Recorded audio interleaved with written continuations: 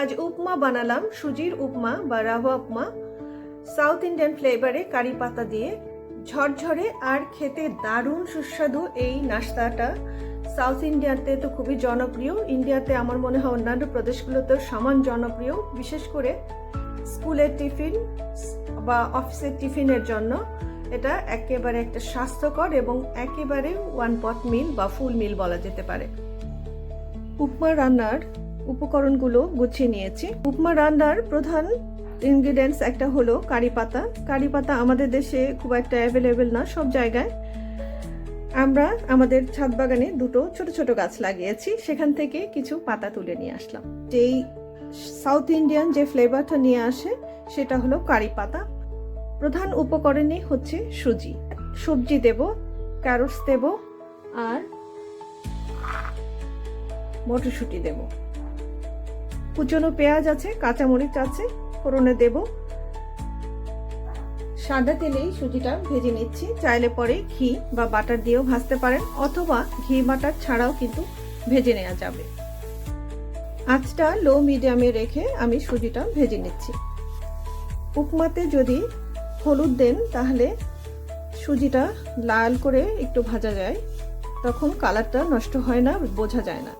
আর যদি সাদা রাখতে চান তাহলে কিন্তু বেশি ভাজা যাবে না, একেবারে লো মিডিয়ামে একটু সতে করে নিলেই হলো।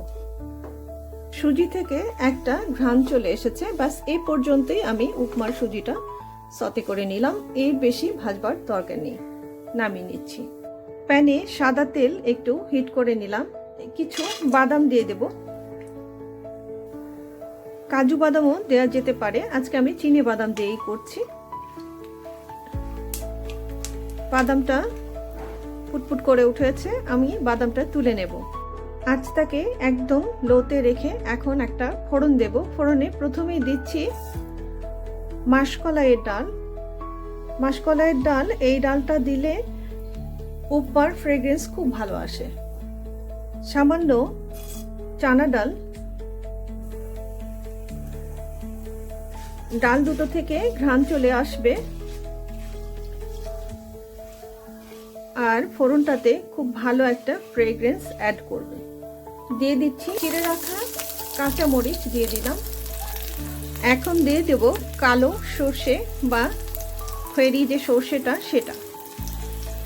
এই সর্ষে কিন্তু উপমার মেইন ফোড়নের একটা। এখন অ্যাড করছি কারি পাতা।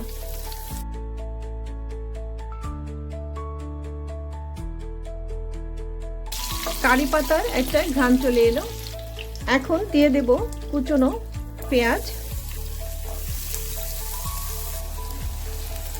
পেঁয়াজ আমি হাফ কাপের মতো দিয়েছি 1 কাপ ভরা ভরা সুজিতে। পেঁয়াজ চাইলে আরও বেশি দিতে পারেন।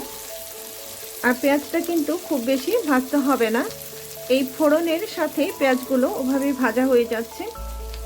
আরেকটা ফোড়নের সাথে দিচ্ছি কুচনো আদা, এটা প্রায় 1 টিস্পুনের বেশি আছে, এটাও পেঁয়াজের সাথে ভেজে নেব। দিয়ে দিচ্ছি স্বাদ মতো লবণ। এই উপমাটা ঝাল ঝাল হবে, তাই এখানে কিন্তু মরিচ বেশি থাকবে। আমি কাঁচা মরিচ কুচিয়ে রেখেছি, ফোড়নে দুটো মরিচ চিড়ে দিয়েছিলাম, এখন কিন্তু কাঁচা মরিচ অ্যাড করলাম ঝালের জন্য। এই গ্রিন আমি গোটা 4 গ্রিন চিলি কুচিয়ে রেখেছিলাম, খুব বেশি ভাজতে হবে না। দিয়ে দিচ্ছি মটরশুঁটি, দিয়ে দিচ্ছি গাজর কুচি। গাজরটা আমি ছোট ছোট করে কেটে নিয়েছি। আজকের উপমাটা একটু কালারফুল হবে, তাই সামান্য পিঞ্চ অফ হলুদের গুঁড়ো। এটা অপশনাল, চাইলে সাদাও রাখতে পারেন। কতটা কালারফুল হয়েছে মাত্র দুটো ইনগ্রিডিয়েন্টস অ্যাড করাতেই, গাজর আর মটরশুঁটি। চাইলে এখানে লং বিন কুচি কুচি করে দিতে পারেন, ছোট ছোট করে কেটে। এখানে ক্যাপসিকাম দেওয়া যেতে পারে কালারফুল, বা অন্যান্য ভেজিটেবল যেটা আপনারা খেতে পছন্দ করেন সেরকম কিছু দিতে পারেন। ঢাকনা দিয়ে দিলাম, মিনিট 2 এটা সতে করে নিচ্ছি লো মিডিয়াম আছে। ঢাকনা খুলে 2 মিনিট পর দেখে নিলাম, এখনো আরো একটু সফট হয়ে আসবে। তারপর আমরা এখানে গ্রেভির পানি দিয়ে দেব।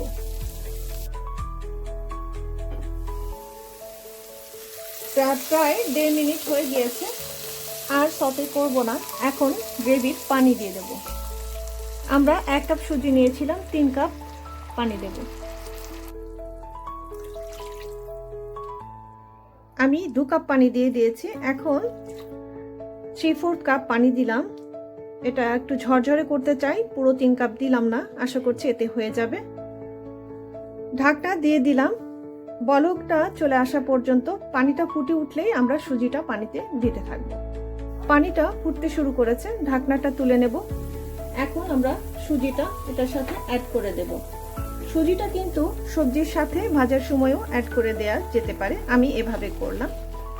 আপনারা জানেন যে সুজি কিন্তু খুবই পানি টেনে নেয়। আঁচটা কিন্তু এখন মিডিয়াম আঁচে আছে, তাই ঘন ঘন স্টিয়ার করে একবারে যাতে কোনো লাম্পস না থাকে। আমি 3 কাপ পানি দিয়েছি। পানির পরিমাণটা ঠিকঠাক হওয়া খুবই জরুরি উপমাতে, না হলে সুজিটা সেদ্ধ হওয়া প্লাস ঝরঝরে হওয়া দুটোই পানির পরিমাণের উপর নির্ভর করে। তাই পরিমাণ মতো পানি আর মেপে দেওয়াটা জরুরি। আমি 1 কাপ সুজিতে 3 কাপ পানি দিয়েছি। এখন সুজির টাইপটার উপর নির্ভর করে আসলে পানির পরিমাণটা, তারপরেও এইভাবে দিয়ে দেখার চেষ্টা করবেন। একটু নেড়ে চেড়ে সবগুলো উপকরণ একসাথে মাখিয়ে দেওয়ার চেষ্টা করছি। আর দেখুন সুজিটা কিন্তু খুবই সুন্দর ওয়েল ব্লেন্ডেড হয়ে গিয়েছে সব সবজিগুলোর সাথে, ইনগ্রেডিয়েন্টসগুলোর সাথে, আর একদম উঠে আসছে, তার মানে এটা হয়ে যাওয়ার পর্যায়ে। এই পর্যায়ে একটু ঘি অ্যাড করে দিচ্ছি। ঘিটা অপশনাল, বা বাটার দিতে পারেন, দিলে খুব ভালো একটা ফ্রেগ্রেন্স আসবে অবশ্যই। ঢেকে রেখেছি।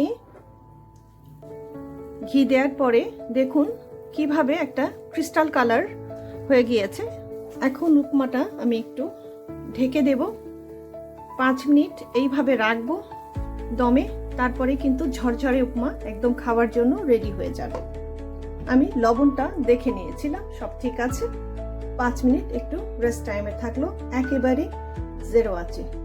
মিনিট 3 পরে আমি একটু ঢাকনা খুলে দেখছি উপমার কি অবস্থা। দেখুন একদম ঝরঝরে উপমা। এইভাবে এটাকে ঝরঝরে করে দিতে হবে। জাস্ট খুন্তির একটা কোনা দিয়ে এইভাবে নেড়ে চেড়ে দিলেই উপমাটা ঝরঝরে হয়ে যাবে। সাউথ ইন্ডিয়ান ফ্লেভার তো পাওয়াই যাচ্ছে, কারি পাতার সুঘ্রাণ আসছে, আর সাথে ঘি রয়েছে, এটাও কিন্তু দারুণ সুঘ্রাণ দিচ্ছে। আর ফোড়নের কথা তো বাদই দিলাম, সর্ষে আর মাসকলাইয়ের ডালের যে ফোড়নটা দিয়েছি সেটা কিন্তু দুর্দান্ত। ভীষণ কালারফুল একটা উপমা। সকালের নাস্তায়, সন্ধ্যার নাস্তায়, অথবা স্কুলের টিফিনে, অথবা অফিসের টিফিনে হতে পারে অনবদ্য একটা খাবার। ঝাল ঝাল এই উপমাটা কেমন লাগলো জানাবেন, অবশ্যই ট্রাই করে দেখবেন। খুবই সহজ, সুজি তো বাড়িতেই থাকে। অনেকেই কারি পাতার স্মেলটা নিতে পারেন না, তারা কিন্তু অনায়াসেই কারি পাতা ছাড়াও উপমা বানিয়ে নিতে পারেন। তবে কারি পাতা উপমার একটা প্রধান ইনগ্রেডিয়েন্টস, যেহেতু সাউথ ইন্ডিয়ানরা সব কিছুতেই কারি পাতা ব্যবহার করে থাকেন সাধারণত, তাই উপমাটা সাউথ ইন্ডিয়ান স্টাইলে রান্না করলে কারি পাতা লাগছেই।